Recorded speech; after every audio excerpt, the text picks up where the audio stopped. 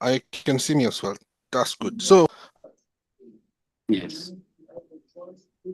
welcome everybody. Welcome colleagues and excellencies and Mars and Sars. I welcome you profoundly to today's gig. My name is Tokumbo Olorundami. I am one of you. I'm a lecturer at York St. John's University, and I've been part of this association, I think, since 2017 or 16 or so. Today we will be, having this conversation and discussion around the political ecology of impact assessment.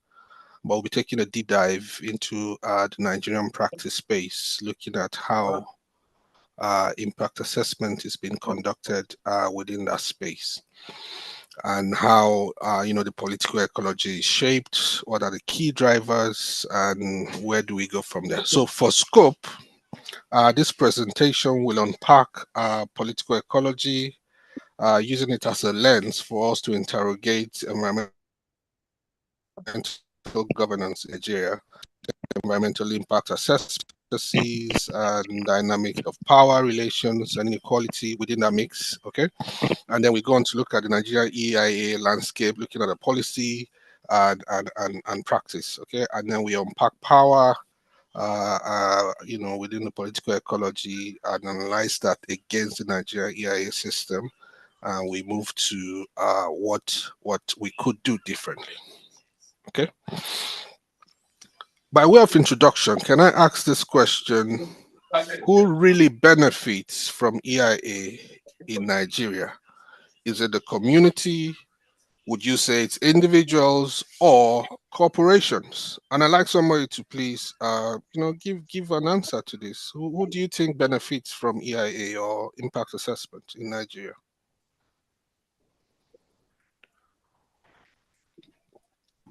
Anybody, you can just shout out your answer. Corporations. Corporations. Okay, thank you very much. Now, by way of starting, impact assessment is widely recognized as a regulatory tool for achieving sustainable development. And in Nigeria, it's a legal framework. It was introduced by Decree 86 of 1996 and has since undergone several amendments.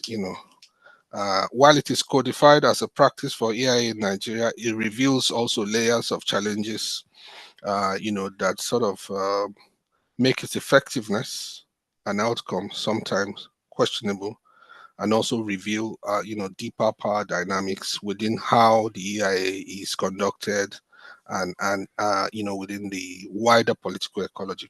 So this presentation today applies the doctrine of political ecology as a lens for us to critically examine Nigerian EIA practice, for us to be able to now engage with the dynamics of power relation that shape whose voice is captured, issues around legitimacy, whose environment bears the burden, and how institutional frameworks often reflect economic and political priorities at the expense of justice, sustainability, well-being within the Nigerian practice space. To unpack, that concept, of political ecology as a lens. And I want you all to remove whatever glasses you're wearing now. This is the lens I want you to wear for the next 20 minutes that we engage with this discourse today. But let me start by giving a fairly well accepted definition of political ecology. It's a transdisciplinary research field addressing nature, society interrelations, often with a focus on contentious issues and struggles over land and natural resources, access to water, who owns water, who owns a particular mountain stream, who owns a particular road chart, who owns a particular forest resources, and the likes of it. So it's an intricately linked, interdisciplinary, multidisciplinary field of study that examines the interaction between political ecology, power relations, environmental change, climate change, and how all of that works together in a society. It investigates how political, economical, and social factors interact with environmental issues and change, politicizing what we may normally otherwise purely categorized as an ecological phenomenon.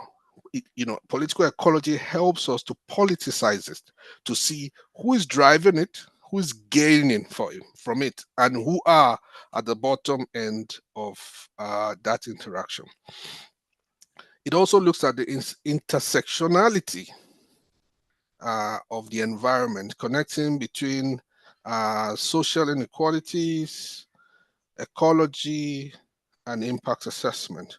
You look at Nigerian society, for example, if a dam were to break today and flood a particular area, you can almost use a class system to codify the impact along the stratas of the Nigerian class.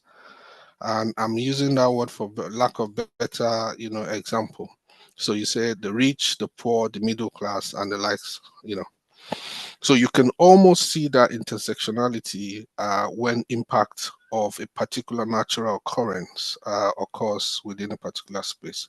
So connecting between social class, power, impact of development, and climate change, this is what political ecology helps us to do. Okay.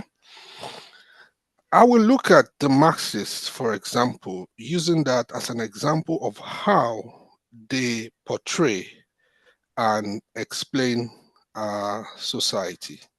You see, the Marxists look at society as a class system, with the this French word will kill me, bourgeoisie, something like that, hanging at the top. Okay, these are private sector people. They emerged, I think, around the middle age. They're the working class, they own businesses, and then they stand in between the very poor and the aristocrats, the very rich. So they are in between. They are mostly those who own businesses backward in the middle age.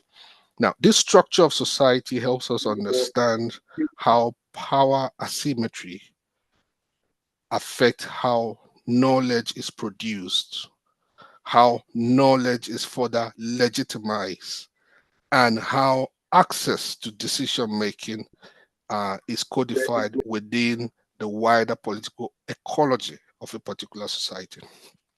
Whilst this is very European, you can almost see the Nigerian state being exemplified through this codified Marxist view of society. For example, the private nuclear family legitimately passes down wealth to their children. Okay, they're educated, and education teaches, the myth of meritocracy, and they see it as a myth because it's really not merit when someone can pass down large chunk of money to you from one generation to the other. The source of that money questionable sometimes, but it at the expense of the wider society. And then in between that, you have the proletariats who are kept powerless by ideological control. And then you have the media who keeps out ideas that are harmful to the elites. And then you have the police who, they victimize the working class and ignore the crimes of the elites. Okay, so power asymmetries profoundly shape the process of knowledge production and its legitimization, which in turn also determine access to decision making. Now, I'm explaining and unpacking political ecology within these three key knowledge areas. Okay, how power is arranged, who has the right to what and who has the right not to what, and how knowledge is created. For example, I know I'm getting ahead of myself, but I'll say it. The EIA system that we operate and the knowledge we use in operating that EIA system, how was it created? Whose views does it represent? Does it represent the new payment's views or the European person's views? Does it represent the World Bank's views or the Gwari man's views? Does it represent the Igbo man's views or the Yoruba man's views? So how is the current knowledge that we consume for processes, for uh, systems, for engagement in EIA collated, collected, produced? Okay. Now, imagine that within the wider space of arrangement of power, with the different class system that the Marxists pointed out early. And I want you to frame this within the Nigerian society, thinking about the high class, political class elite, the middle class, yeah, and what to come at the bottom or in between, what you want to say the working class, these days. Okay, so how this knowledge is created, how it is legitimized by constitution. Our EIA system, first it was a decree by the military, by the arm of the gun, and it has gone down several changes and eventually is sitting now within a democratic society, acceptable. But then you want to start querying what kind of power created it and how much access did they give to ordinary people. Okay, so understanding the limitation of time, I'll move a bit quicker. Okay, now let's just quickly unpack the Nigerian EIA system. Environmental impact assessment, look at the processes, the dynamics of power relations and inequality within the EIA system in Nigeria. My first observation, point of call, who is responsible for conducting EIA in Nigeria? You have the environmental assessment unit in the ministry. You have other agencies. You have the Mining Act. You have state government, and now some local government actually do some sort of request for it. Most of them, not all, most of them are particularly engendered by the income. Okay, now think around what power has created some of the agencies that do EIA, conduct EIA, enforce EIA within the Nigerian state. As you ask that question, start thinking about how inclusive that is. Okay, yeah, and then let's come down to power as a currency in Nigerian EIA process. From screening, where you decide if there's an EIA or not, power is deployed.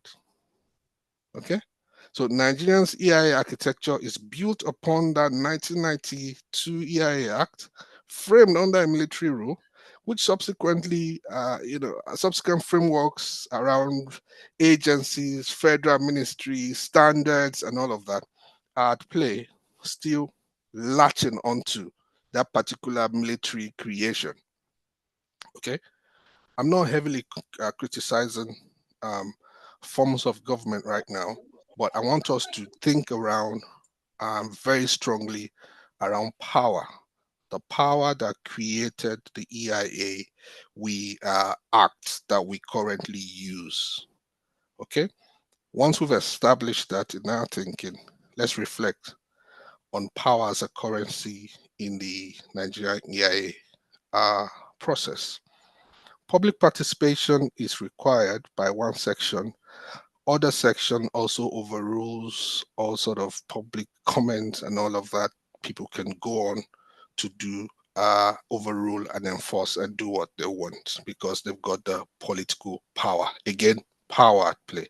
So whilst public participation has been reduced to a form of process, tokenism, just do it and get on with it, there is that question about how well informed community groups, people affected by a project, stakeholders, right holders are carried along within the Nigerian EIA process.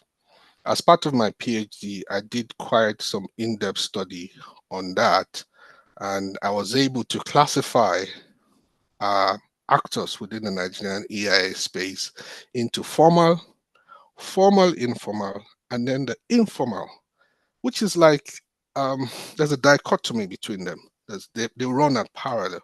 So the formal, for example, are the regulatory agency, and they interface with other regulatory agencies to see that an EIA is conducted effectively. You do your field study, they do your field observation and monitoring and all of that. But then within that mix is where you want to have what you would call community consultation. Most community consultations will go to the already established power bases like the Emir or Meangwa or the Igwe or the Kabiesis or Bales homes or palaces. Now, these are heavily protected, powerful spaces that by themselves, they exemplify a form of formal system within an informal sector, if you like, just traditional institution blended with formal systems. And yet, there are other community stakeholders that are most of the time either on the wrong side of the ruling class in the traditional arrangement, and they never get to know what's going on. So they edge them out. Those are the ones I call the informal. So you have the formal, informal, which are the traditional institutional guys that are known, and then you have the informal guys. Many times they are even proscribed. For example, Omonile, or in the Hausa land they call them May Casa, something like that. Yeah, in Boland, they have their own mix as well.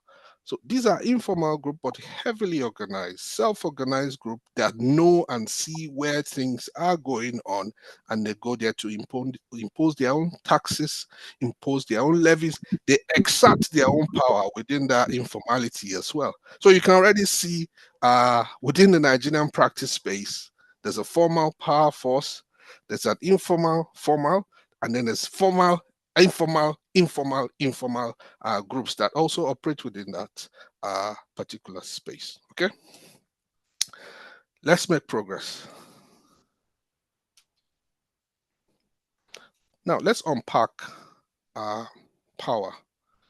Okay, in an analysis of the Nigerian EIA practice space, I will also use three, not because there cannot be more, but I tend to see things from right, left, and midway, in my perception of issues. There could be more.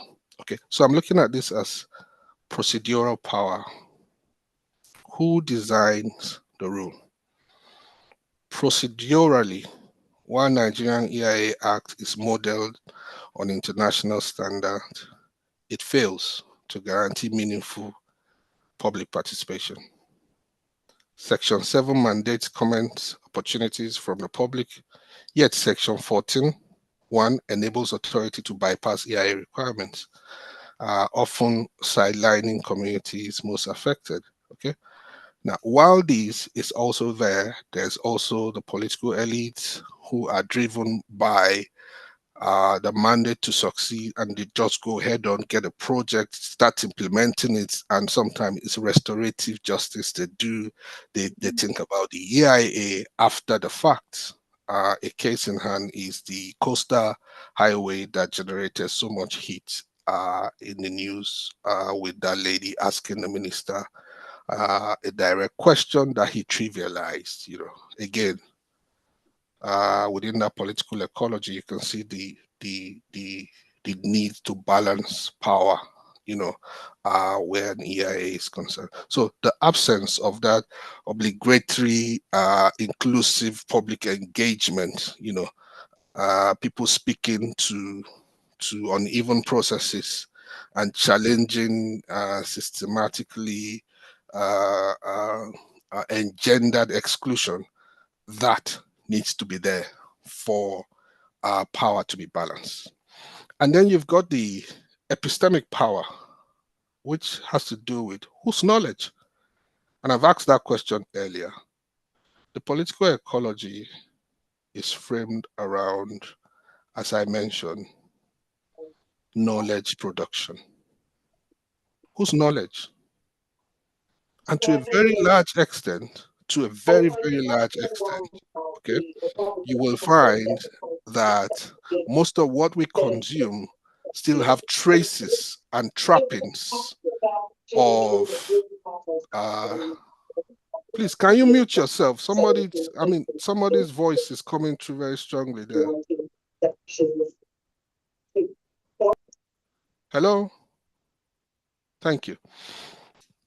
Okay, so whose knowledge are we consuming? Whose knowledge are we using? Epistemic power is how knowledge is created within our political ecology and how that knowledge is used. Okay, so for example, you will find that most of the laws that we still use today, most of the processes still have the trappings and traces of colonial era, um, um, colonial machines, colonial processes, colonial thinking. Okay. I'm avoiding the use of that word colonial masters because I think they are invaders. Yeah. I need to be careful because I'm speaking from England now, so let them not come and look for me. But of course they can't. Free speech respected deeply here. So how that knowledge is created needs to be queried.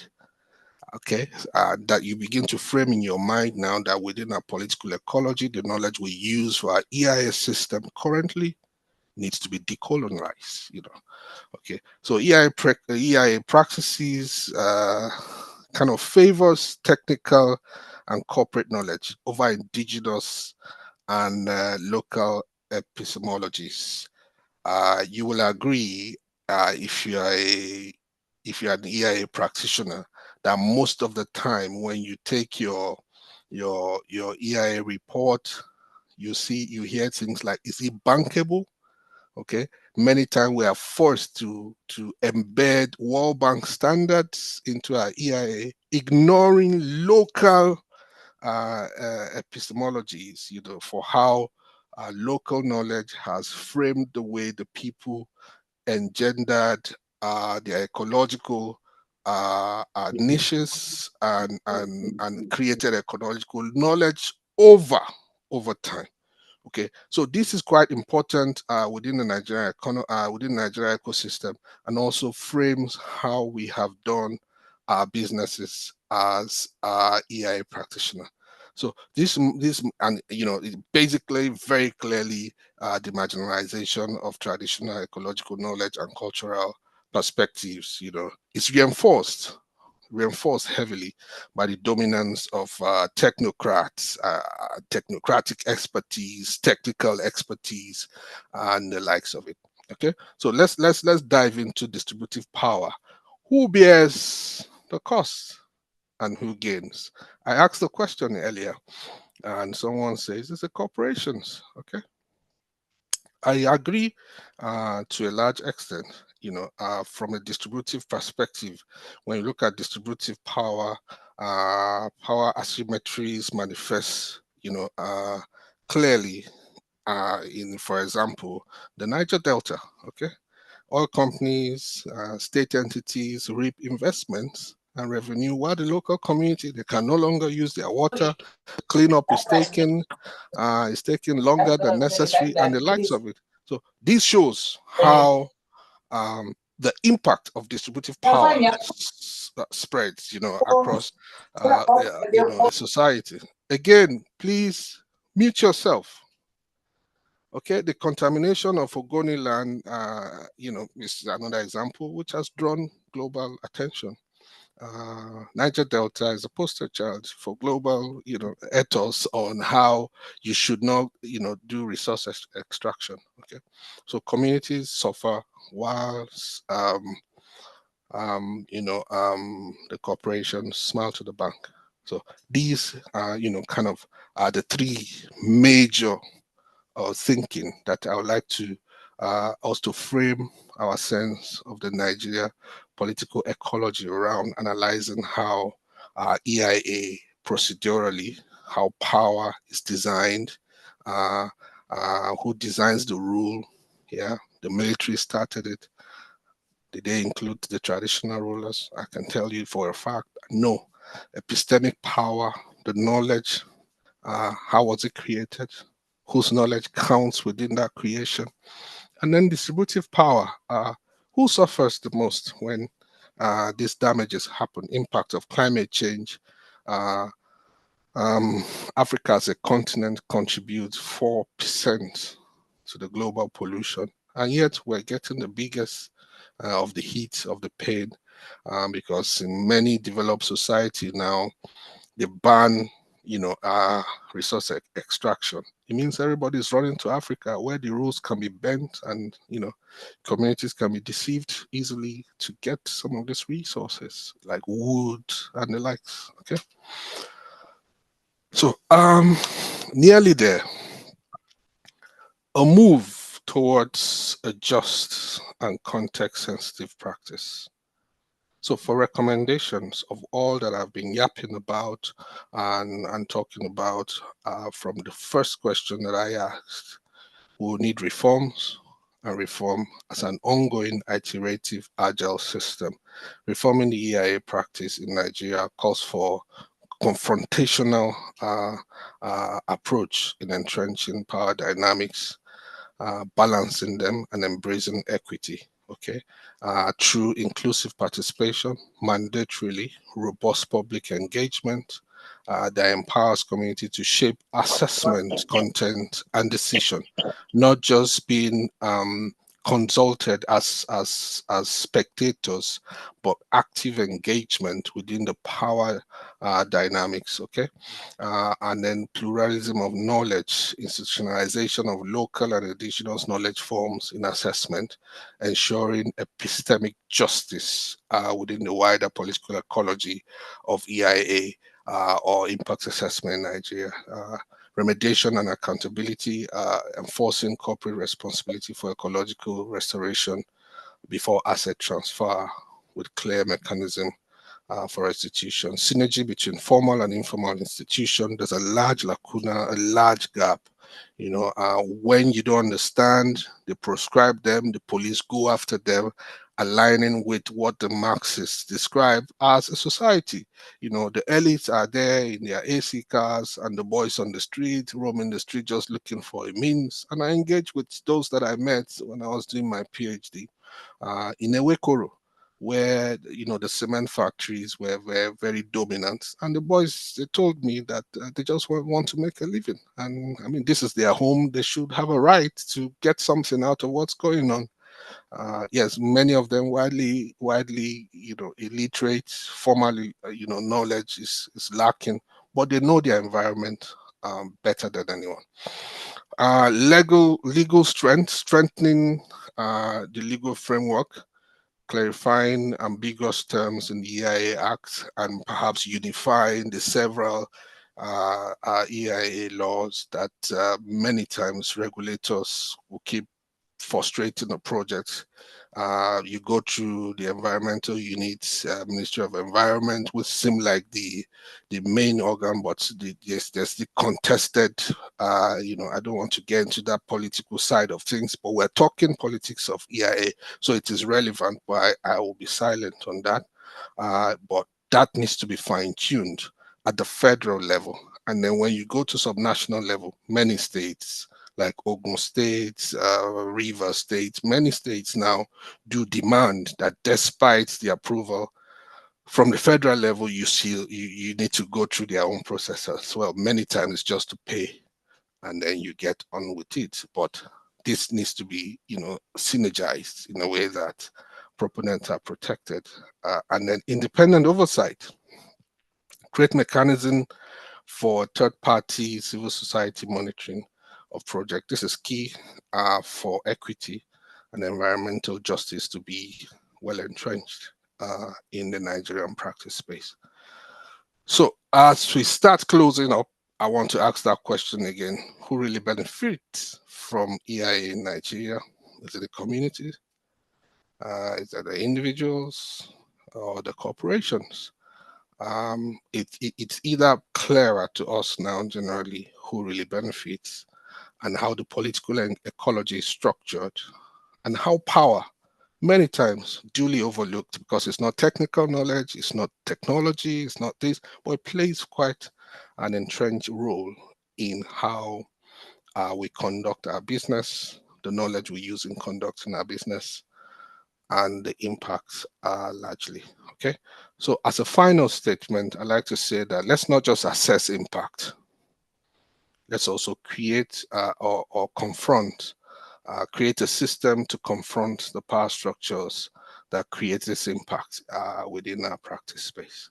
Okay, thank you very much, and I will now open the floor for any questions.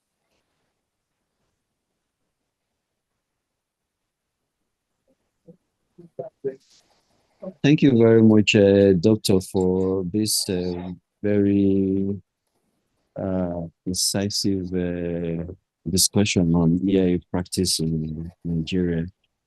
As a former practitioner myself and now retired, but also not presiding, yeah, presiding over the association.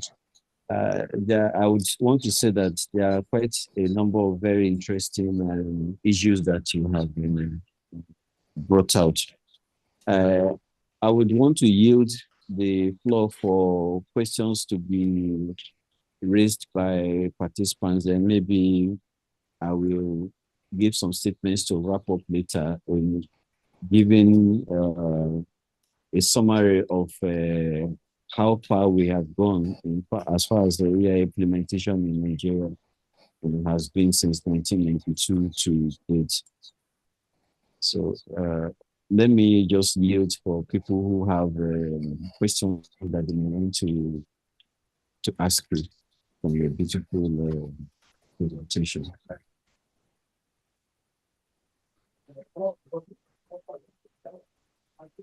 Please, do we have anybody that has questions, or if it's not questions, even if it's comments, let's have a comments on this. I think the moderator is here now. I would also want to, I'm sure he was having network challenges. Dr. Peter Anyabebe is supposed to moderate this. Good evening, sir. Please, I hand over to you. Go ahead, Dr. Peter. I'm so sorry. My apologies. I had difficulties around here. The network went terrible. But I want to thank you, sir, for the opportunity to moderate today. And I'm really behind time. I don't know how far we've gone. Well, we still have time. My very warm regard. Okay. Yeah. Let me just give a summary. The guest lecturer had spoken about EIA practice in Nigeria. So we want comments from participants. So you can just moderate that. All right. Thank you very much, sir. Very warm regards to you, Dr. Tokumbo Olorudami. Please, if there are questions, I can see a hand up. You will be unmuted so that you can go ahead and ask your question. And then let me also interject. You can use the opportunity to, start by presenting Dr. Tokumbo's bio, which you would have said to whet our appetite for this interesting lecture, even though the lecture is over. But I think it would still be nice if you can introduce us to Dr. Tokumbo. Thank you very much. Ladies and gentlemen, we have a very seasoned scholar, Dr. Tokumbo Olorudami. He is a distinguished scholar and a strategic leader with expertise in sustainability, environmental assessment, digital transformation, and policy development. He has served as Director of International Partnership at the African Advancement Forum, Director of Digital Transformation at Douglas Development Institute. He is a lecturer at the York St. John University's School of Humanities.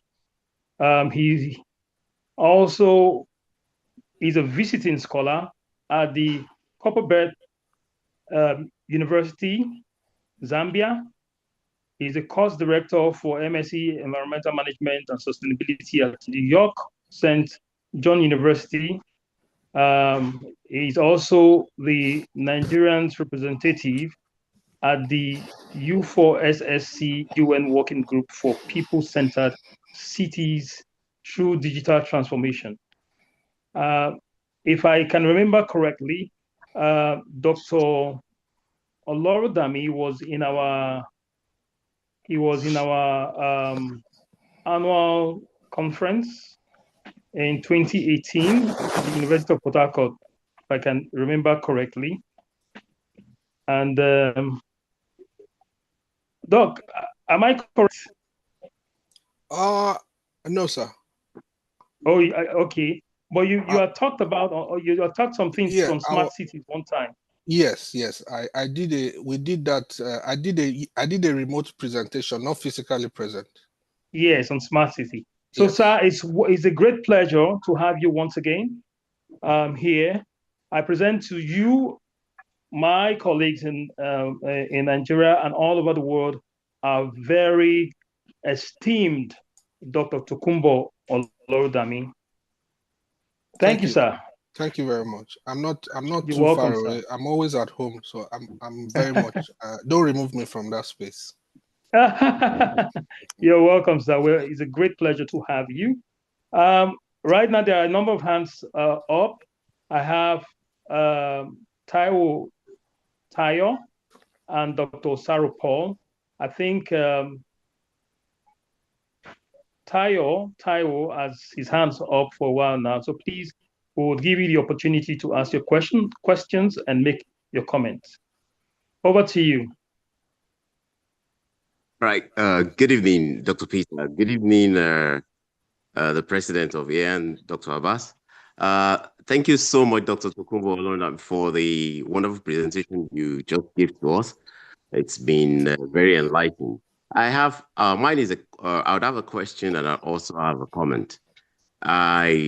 When you were presenting, you made mention of other states also making demand on companies or proponents to actually conduct their own state environmental impact assessment. You mentioned Rivers State, you mentioned Ogun State.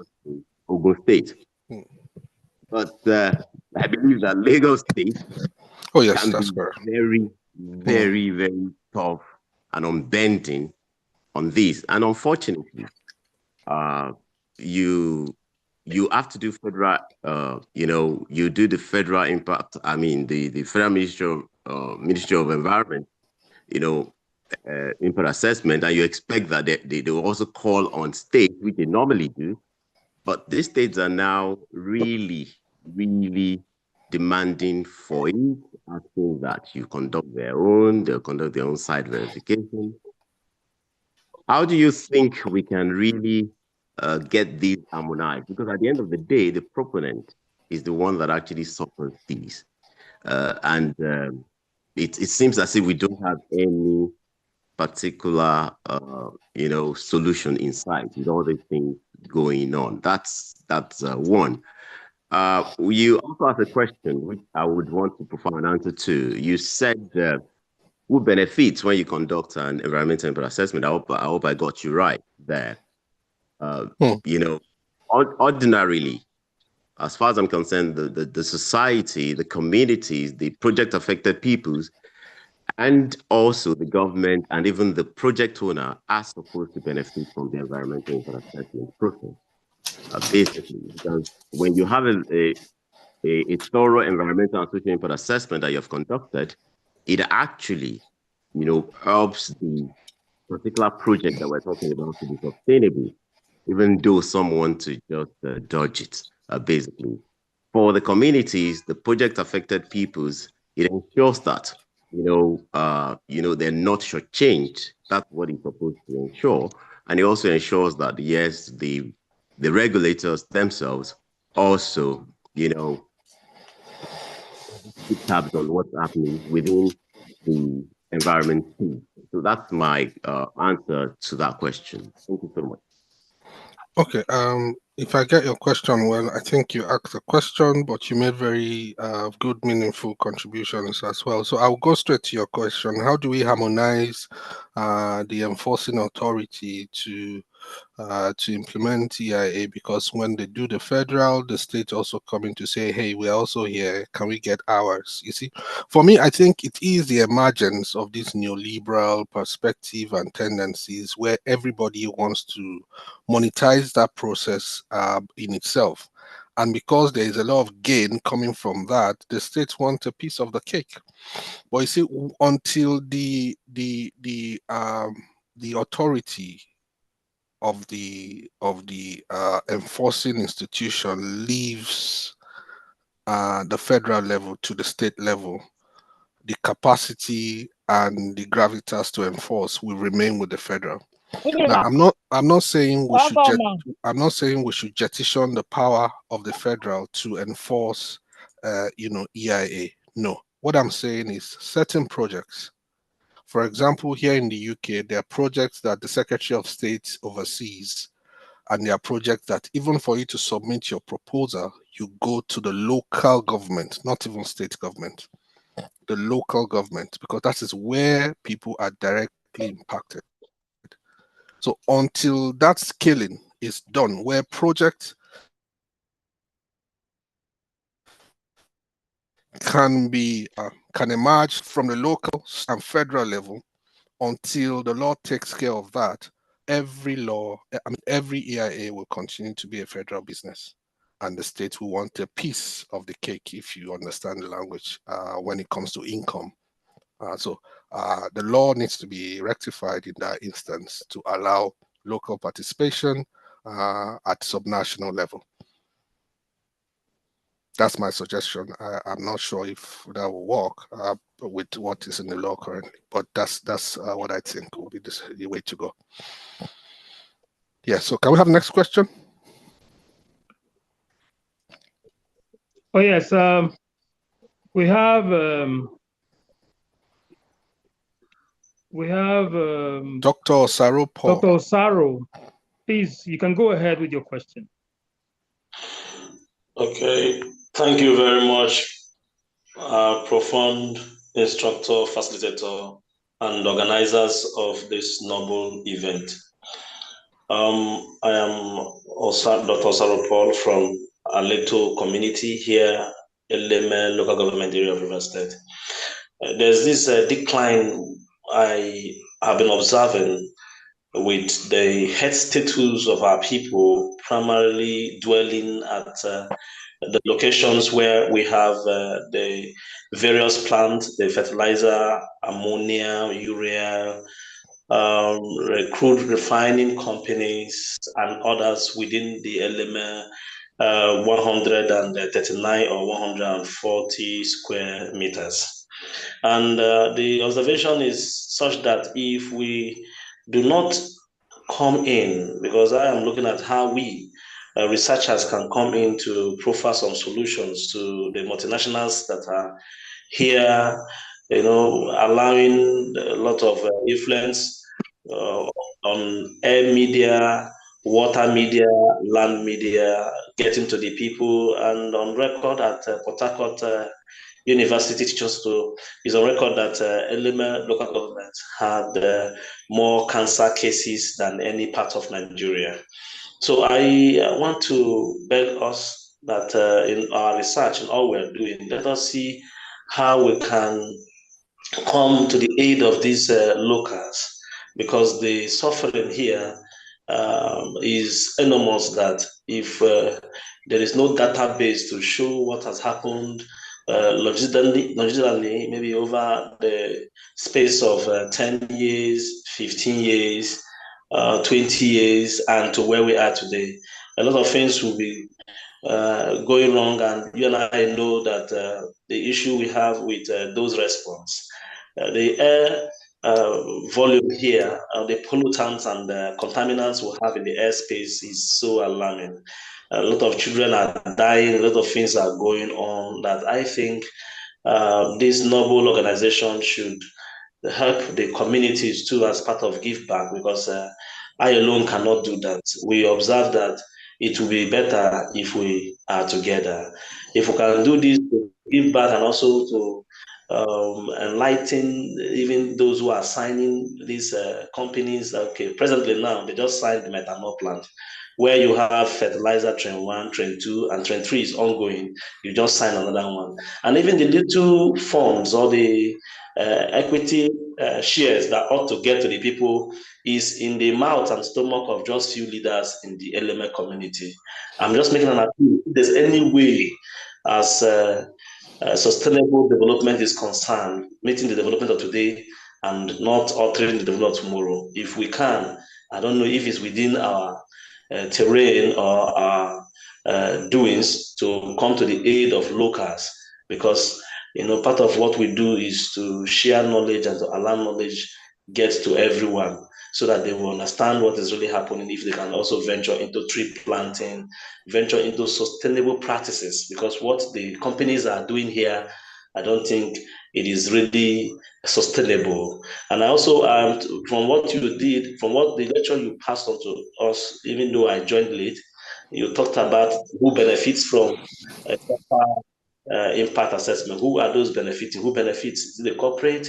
Is it the locals or individuals or the communities?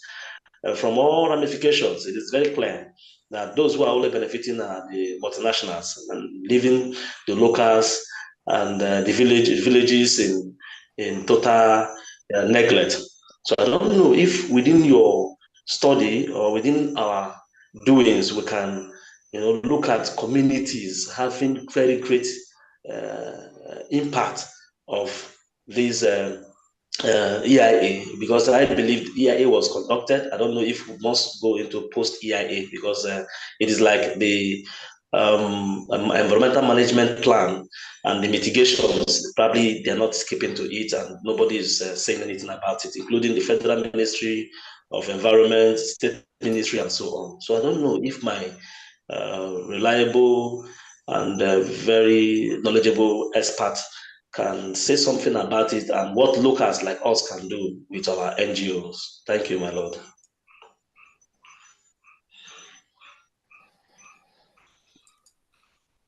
I don't know if that's a question, but I mean, and you ended by saying, "Thank you, my lord." It looked like you were in court today. It's like you were in court today and you addressed the judge today. It's sad. I can tell you, my sincere, empathy, goes out to the community. But it further underscores what I was saying, and it's not just a Nigerian problem; it's a global problem. One of the things that I think we need to enhance in Nigeria is monitoring and evaluation as an ongoing process, which many times when people get their certificates of approval, they leave that and they never look back. So when last was an environmental audit was conducted around this particular project, perhaps that's one thing you can call for. I think one of the surveys, I'm doing a survey currently. Please, if you have not filled that survey, I'll post it again on the WhatsApp group. Do fill that survey. Is seeing how perhaps an automated, system can send a trigger to remind people after 5 years, 10 years, 15 years to do specific kind of environmental audit, with AI generated scoping workshop framework for them to go on to now work within the specification to do that. So that is one of the benefits we can have with digital transformation. But mine is only to advise that perhaps a good place to start from would be to conduct an environmental audit and make the report known to local, international, national organizations before things really get bad, like Ogoniland.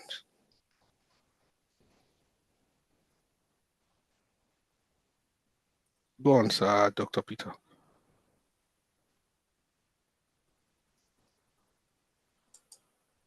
You're muted, Dr. Okay, I've been unmuted now. I was just trying to get Kingsley's attention to unmute me. Thank you so much, Dr.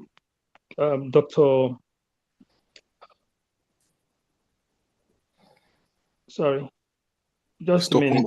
Is it me? Thank you so much, Dr. Dr. Tokumbo, for that response. Just to add to that, Dr. Saro, I know that a lot of work have been done within Eleme and Ogoni. For example, in 2018, just before the cleanup, the current project coordinator of IPREP and a team, most of us from the University of Port Harcourt and a few experts from even from Canada, someone joined us who was a gender expert. We did a baseline study just to see what the impacts are within Ogoni, and I think we covered 9 communities, and 2 of those communities were within Eleme.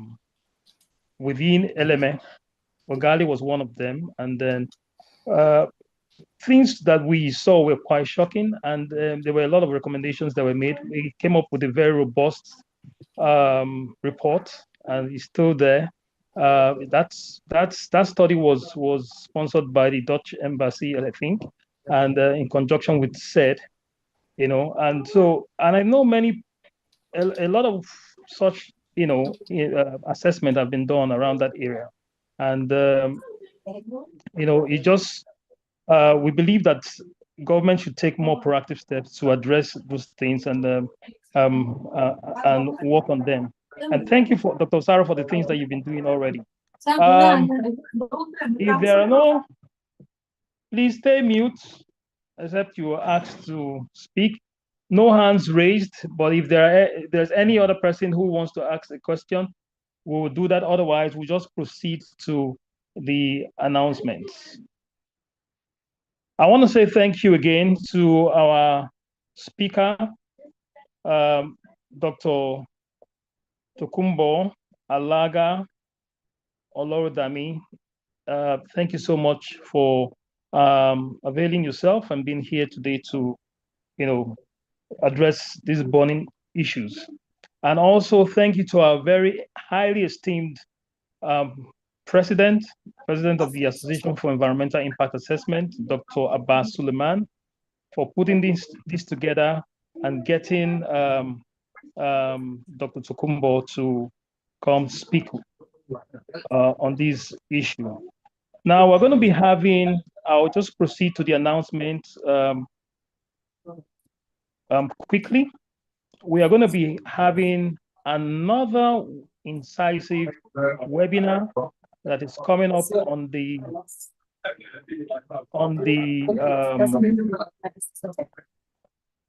sorry, let me get the dates.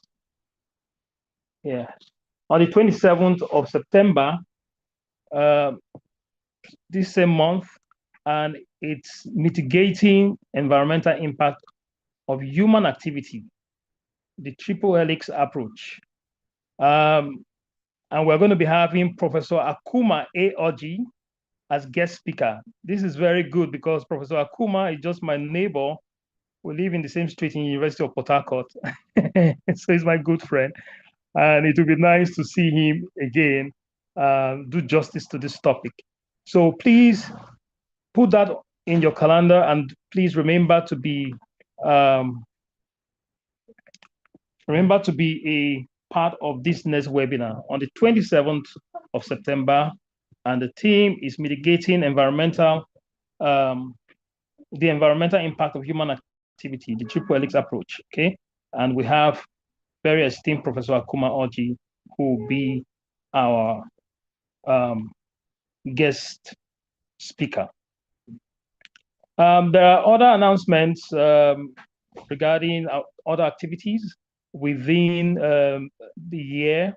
The president, our esteemed president, would maybe hint us on some of those. And it will be a nice time to prepare ourselves for all the opportunities to attend all these very impactful webinars that we're having coming from the Association for Environmental Impact Assessment of Nigeria. Mr. President, sir, once again, I want to say thank you for the opportunity, and I would now hand over to you for the vote of thanks. Thank you. I don't know. I've been muted before. I don't know if you can hear me. We can hear you. Oh, okay. Thank you, moderator. Just a minute, sir. There are a few things that are here that Dr. Tokumbo had posted. Let me just quickly read a few of the comments, and then I would. Some of the announcements are already here, but I'll just list this thing just before the vote of thanks. I beg your pardon, sir. Okay, no problem. So, number one, he says here, I think the legal framework for conducting the EIA should give special respect to the context of implementation. Sorry, Dr. David, sorry, sir. I'm responding to a question by Oshinibari Ademola. He asked 3 questions. So do you mind if I just read and just provide those responses again? He said, go ahead. So considering the intricacies of multidisciplinary technicalities involved in conducting holistic EIA, how can we bridge the gap between the literate, formal, and the illiterate, non-formal in terms of communication, EIA jargons, and comprehensively, talking to them? So the second question was, given the various social engagement methods such as focus group, informal interview, since the elite informal and formal leaders ideally represent the interests of their constituents, can we say the lapses is in the EIA methodology or the leadership issue? And then lastly, the third question is, what would you recommend in terms of role of EIA practitioners in ensuring overall objectives of EIA are met? At what point and to what extent should they be involved in engagement, work, get paid, and back off or pursue outcomes of EIA to a last call? My first response is, I think the legal framework needs to be clear. It's also in my recommendation. I'll send my slides to the association. You can get it, or you can email me directly as well. The law needs to be clear, that the informal sector should be engaged informally. You cannot go to the formal sector formally and go to the informal sector formally. You need to go to them informally as well, so that they can understand your language, and that will take care of all the jargons and all of that. Over the years, EIA has been carefully structured and informed to be non-technical reports. You can have a technical report for project managers and all of that. When it comes to EIA, it should not bear technical jargons, okay? The second question, you asked the question about method and leadership, and I say it's a problem of method and also leadership. With what we know, power plays a role in EIA. So the practitioner should do their bit to do a mapping of power. Map your context. From Kano to Katsina to Enugu, it will be different. But map your context. Understand the power networks and dynamics within that space.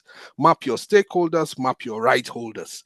They know within that social network, you will know how to engage the power in that domain. Finally, for your last question, how can EIA practitioners engage better? I've said this before, and I think myself and the current president were on that think tank then on that, President Sanders' reign, where we did a review of the EIA acts together. And one of the recommendations we made is for this association to create a body of knowledge to guide practitioners. And I think we're gradually coming to that stage where this association will need to certify people to practice, and government will need to respect that certification. So if you don't have that certification, you cannot go on to practice. It will reduce the level of abuse and rubber stamp EIA practitioners. Thank you. Thank you very much, Doc. Thank you. Yeah. So please, let's welcome our president.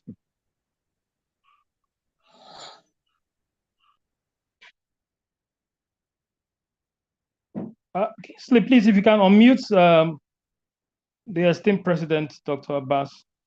Okay. Yeah, you can unmute. Have I been unmuted now? Yes, sir.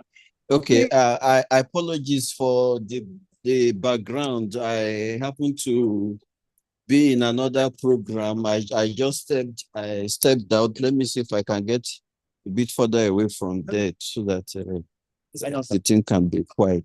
Yeah. Let me just express our deep appreciation to Dr. Tokunbo Olorunda for this lecture. Truth be told, this topic is so far-reaching and deep that we need about a whole day to discuss it. There are a number of things, looking at it from my own end as a practitioner, there are a number of things which we are doing in the country in line with the recommendations that he has made. But the lecture itself is for continuous improvement. So everything there is very much welcome. With that, let me just leave it here and then thank everybody, especially our foreign guests all the way from Gambia and South Africa who took time to join this webinar. I thank you so much for the participation, and I would have called on Engineer Chinena, the Vice President, to reel out what our other programs are, but I don't know if she's still there. We, as an association, we hope. Yeah. Okay. All right. Then should we give, let me just quickly just give one more round of thanks to our very distinguished lecturer. And I think this topic is something that we need to repeat and give it a wider, advertisement, and then make sure that the people who are currently practicing EIA regulation, both at the federal, state, and even some local governments, participate actively, in the next webinar on the same topic by the same lecturer, because there's a lot that we need to do to streamline EIA practices in Nigeria. Engineer Chinena, over to you, please. Thank you very much, my president. Thank you, colleagues. Thank you, Dr. Tokunbo, for a wonderful and insightful presentation. Just like the president has said, we'll be getting back to Dr. Tokunbo to see how we run this in series, and we should be able to do justice to this particular topic and now take the communique forward and start working on it. He has mentioned a lot of things we can do as association, and that's a takeaway for me. The moderator has announced that we have a meeting, another webinar, wonderful webinar on the 27th, same time. So we'll be posting the link on the platform, and we will appreciate it if you also help us disseminate it on different platforms so that we can come share ideas and make Nigeria great again. Thank you very much, and thanks for joining. Over to you, moderator.